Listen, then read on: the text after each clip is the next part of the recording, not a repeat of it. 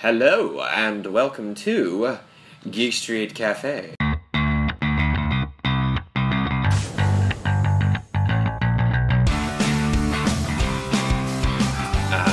hope you're ready as we are, because we are about to inject you full of high-powered, high-octane, caffeinated awesomeness. It's caffeine for your brain. It is caffeine for your brain in the form of geeky wisdom. Geeky wisdom. That's us. So That is us. we thought about what to do for episode 1 of Geekstreet Cafe. And What to do. And we couldn't help but realize that there was only one option. And Tell them what the brew is today. that is to tell you all about Pokemon Go.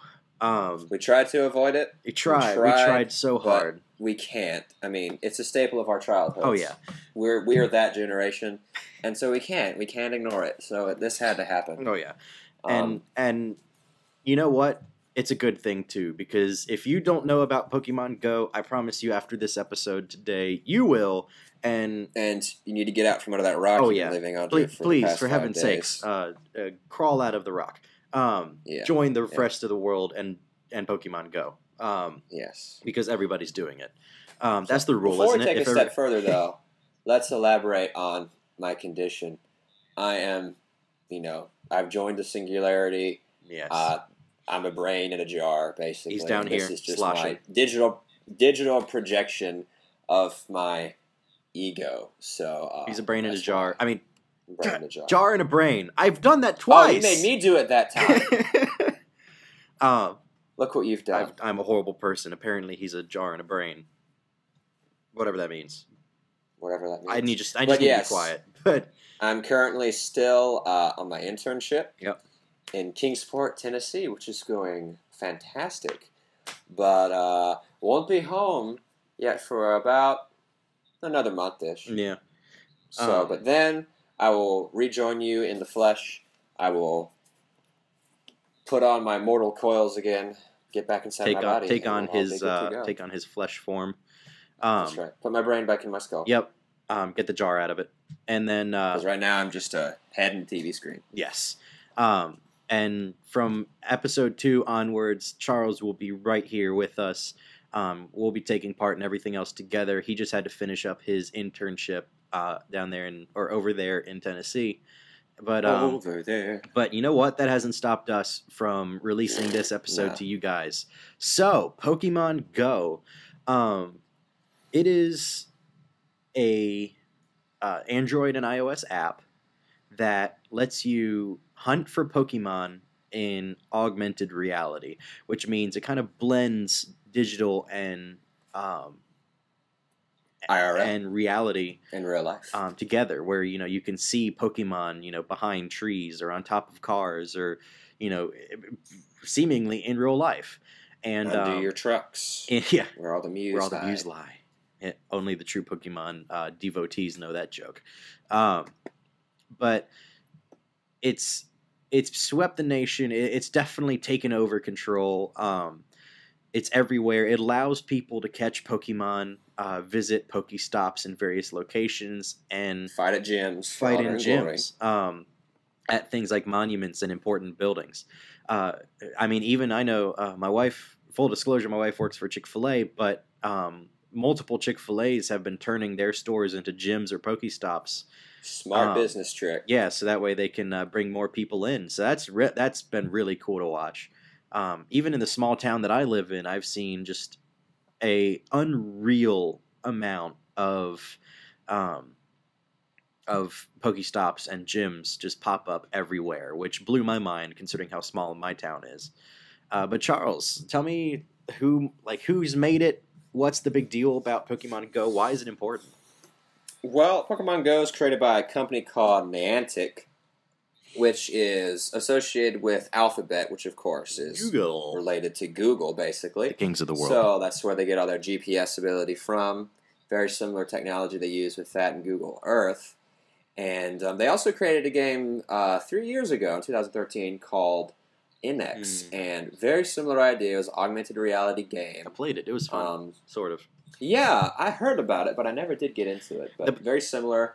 You have to go find these nodes and basically compete for control over them. You had two opposing teams, and very similar. But instead of Pokemon Go, you don't have two, you have three opposing teams, and there are so many GIFs, memes. The internet's blowing up about this. The internet has jump exploded. on any social media, anything, without somebody throwing trash talk. I've seen less trash talk in professional sports. Oh, yeah. Football, Okay. like the NFL envies... Actually, no. Take that back. College football envies how much trash talk is happening because of Pokemon Go right now. It's crazy. Oh, yeah. So let's lay this down, if you don't know it already. Three teams. Based off of the three legendary Pokemon that were introduced in Pokemon 2000. And if you have not watched that movie... Small spoilery alert. Yeah, if you have not watched the 2000 movie of Pokemon, stop this video. We will wait here. We'll wait. And you go watch that movie right now and bring tissues.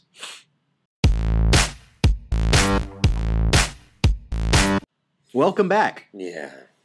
If you went and watched that movie. Now that you're back returned with us, we will continue. So, three teams. Let's start with the underdog, Team Instinct. I personally don't know a single soul who's on Team Instinct. Neither do I. I have never met a person who's on Instinct. Yeah. But their mascot is Zapdos, which is the electric-type flying legendary Pokemon that is introduced in Pokemon 2000. And their whole dogma focuses around the innate ability of the Pokemon, their natural talents and instincts, and the trust you have in your Pokemon and their abilities. If you watched Harry Potter, they're Hufflepuff. Yes, they're Hufflepuff. They snort Team glue. Valor and Team Mystic, they're like Gryffindor and Ravenclaw. They're over here doing their thing, fighting it out, and Instinct's over there eating glue. I don't know. But yeah, seriously. Then there's Team Mystic, which most of the people I know are Team Mystic. I was reading, like you. I'm actually undecided yet. Maybe you can help influence me. Not just you, Cole, but You're Mystic. the whole community. We control everything. I'm walking back and forth between Team Mystic and Valor because I kind of resonate with both of their ideologies. Anyway, Team Mystic, represented by Articuno, the Ice-type flying legendary Pokemon introduced in the movie. They're all about knowledge, all about figuring out how Pokemon tick, research how they evolve. That's why they're like the Ravenclaw of the group. We have our noses in a book. Pretty much.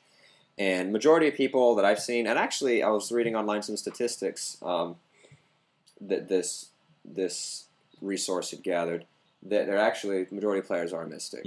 But doesn't surprise me. Yeah. We have the coolest clothes. Just saying. Get it? Coolest. Articuno. Oh, I'm sorry. bad joke. There's a door. Bad joke. Sorry. 13, Team Valor. These are the guys that are all about competition. They're all about passion. They're all about training really hard. And their mascot is Moltres, of course, the fire-type flying Pokemon in that movie. And some of the most hardcore Pokemon players that I know of are in that team because they're all about getting it done. Oh, yeah. For instance, today, the 5 gyms that are near me on Main Street, downtown Kingsport, in the morning, kind of mixed, but by the end of the day, they were all red. Oh, yeah. All taken over. Actually, I just checked before we started recording, and we had, in my hometown, we have about 4 gyms, major gyms, and one of them is actually right down the road from me, and at least once every 12 hours, it flips between Mystic and Valor, back and forth, and it's insane how much competition is going on right now. So much trash talk, too. I can't even believe it. Like, if you have even... Friendships are being destroyed right now. Yeah. Friends have sworn enemies now because they joined opposite teams. If you have stepped into any kind of social media, I'm promising you that you've probably seen it. Just denouncing the other 2 teams, and one team always ends up clearly better. It's like, I just stepped in something. It's Team Instinct. Oh, gosh. Nah, I'm joking. No, and I mean, even on my Facebook feed, all my friends are posting the GIF of whichever team they've joined and are proudly proclaiming the greatness of their team.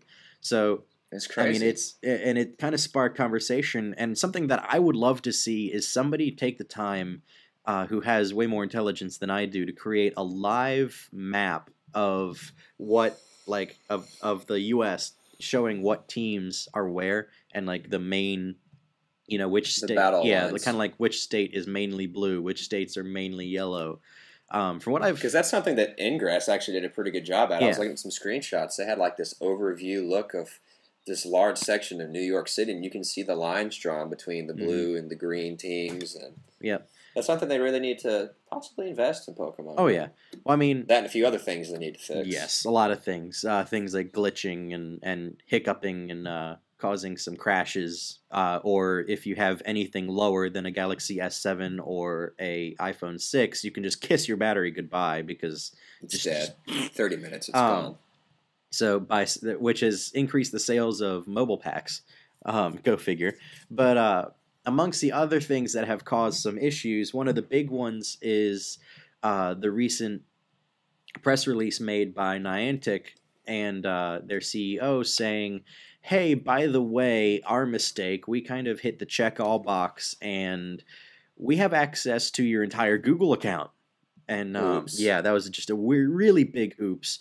They said, we got access to, not only your username and your GPS locator, but also your passwords, your emails, your GPS history, basically everything about your Gmail account, your YouTube history, things like that. And the best way to put it is it's kind of like you handed them the whole keyring to your house, but that doesn't mean that they used it. They claim that they have not taken any of this information. It's just that they had the option to. Right. I was reading the press release of the CEO. Correct me if I'm pronouncing this wrong. I apologize. John Henke, I believe is his name. I think so. And he was saying that none of this data has been accessed. The only thing we have accessed is that which was necessary, of course, which is just your username and your location information. But besides that, they haven't accessed anything, even though they've had the ability to. Because I know you can log into your Google account and check what programs have your information. And I actually did that today just to check, and my Pokemon Go has access to everything. Yeah. But not everyone's. Not everyone's. Cole's does not. Yeah, mine does not. I was never asked. I myself have an iOS device, and I was never asked. My wife, however, was, and we have the same iPhone 6s. Android users have not been asked at all. This is strictly an iPhone problem, which is weird. Yeah, but we've also discovered by just looking at a few phones that it doesn't matter what generation of iPhone. It's just kind of random. We don't know why. Yeah, no one really knows why. But the good news is that this issue has seemingly been resolved. It's unconfirmed, but later today they released a push update for Pokemon Go that supposedly fixed the problem, as far as I'm aware.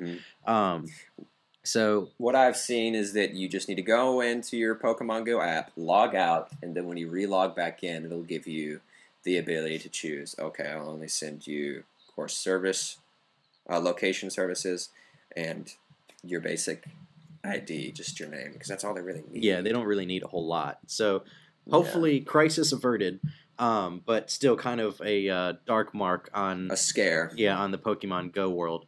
Not that that's stopping them. Nintendo has already garnished about $70 million out of Pokemon Go already.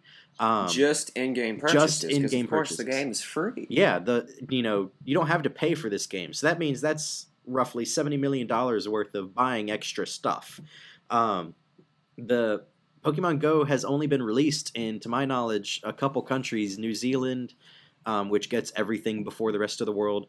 For some reason. The U.S. and I think one or two European countries. I think the UK has it. I think the UK has it. And here's the kicker. It hasn't been released to Japan yet, Nintendo's hometown. Which is weird. Yeah. So as soon as it probably goes... because it's a Google-based... Yeah, they probably have to deal with the privacy issues and stuff. But as soon as it touches Japan's borders, that number I only imagine will grow astronomically. Double. But yeah, so it's literally Pokemon Go is kind of going everywhere. Yeah, I'm going to leave now. No, I'm just kidding. Knee slap. That door over there. I need to walk out of it. Walk out of it now. No, I'm joking. One of the things that, blew my mind watching this happen is Charles and I are first generation Pokemoners. So we both started off with red, blue, and yellow. I had 1996, baby. I had a hefty Pokemon card collection, and have played. I still have 211 of the original 151 back home. Oh wow! I've got a really nice foil edition Mewtwo. I think it's even first edition. It's probably worth some money now. Oh yeah, it's worth a lot of money now. Yeah, I need to do some research into that. You should. Yeah. And I've played Pokemon games all up until the first or second DS release of a Pokemon game, so I'm pretty familiar with the world, and was equally as excited as anyone else to jump into the Pokemon Go bandwagon.